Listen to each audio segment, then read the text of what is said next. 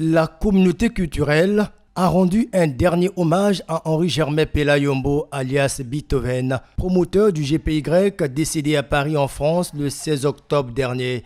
La ministre en charge de l'industrie culturelle, les grandes figures de la culture du pays et les musiciens de renom ont pris part à cet événement solennel. Tel un tocsin dans une nuit noire et paisible, le grondement puissant du tonnerre annonciateur de la fatalité s'est brutalement abattu sur nous. Dans la clameur assourdissante du ciel, nous plongeons tous dans une profonde consternation et une déroutante affliction. Mais cette disparition, survenue si loin de notre Makwa natal, qu'il affectionnait particulièrement, n'altère cependant en rien, ni son nom, ni même les nombreuses œuvres qui font indéniablement de lui un être de lumière, un être digne d'être élevé au milieu des plus illustres parmi ses compatriotes, tant était immense sa créativité et son talent dans différents secteurs aussi variés que complexes. Fally Ipupa, figure emblématique de la rumba congolaise, a fait la traversée du fleuve à la basilique Sainte-Anne du Congo, une messe du GPY.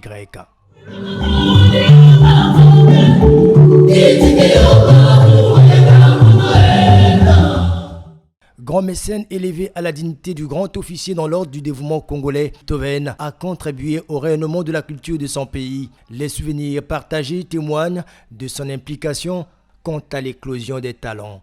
Bon, au moment où le ministère de la Culture a été érigé en ministère de l'Industrie culturelle, je pense que nous avions davantage besoin d'expertise, davantage besoin des hommes du métier et des hommes qui avaient le cœur à l'ouvrage.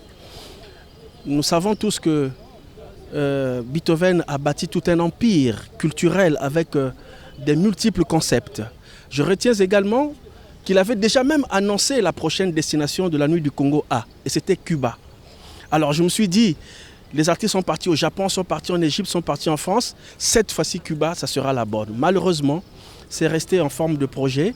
Mais nous avons tenu justement à transplanter cette Nuit du Congo à Cuba lors de notre prestation à sa veillée. La Nuit du Congo à Festi-Coco, les Sonza, Trophée des créateurs sont autant de concepts qui ont donné de la vitalité aux arts et lettres au Congo grâce à l'inventivité de Henri-Germain Pela-Yombo qui sera inhumé le samedi 9 novembre à Makwa, localité située au nord du pays.